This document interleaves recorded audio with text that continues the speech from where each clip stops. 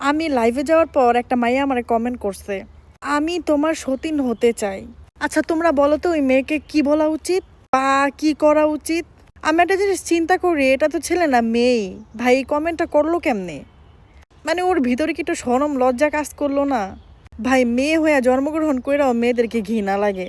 কিছু কিছু মেয়েরা এত জঘন্য, মানে এত নিচু মনের মানুষ, ছেলেরা ওদেরকে কি পছন্দ করবে?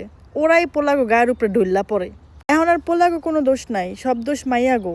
কারণ মেয়েরা যদি না দেখায় ছেলেরা কিভাবে দেখবে? এর জন্যই বলি মেয়েরা হচ্ছে কুত্তার হাড্ডি। মানে কিছু কিছু মেয়েরা আর কি কুত্তার হাড্ডি দিয়া বানানো। আর ছেলেরা তোমরা তো জানোই, কুত্তা যেখানে হাড্ডি পায় ওইখানেই চাডা মারে। তো কিছু কিছু মেয়েদের স্বভাব হচ্ছে কুত্তার গুয়ের থেকেও খারাপ।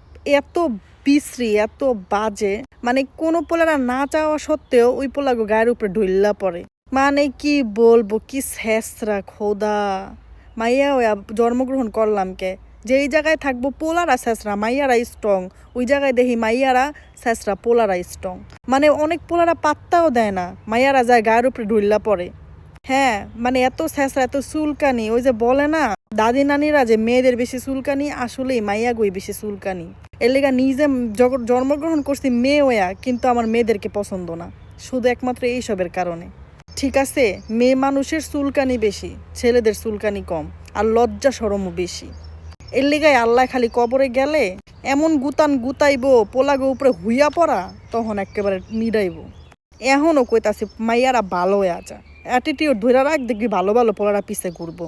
পোলাকে পিছনে ঢইল্লা পড়ার দরকার নাই।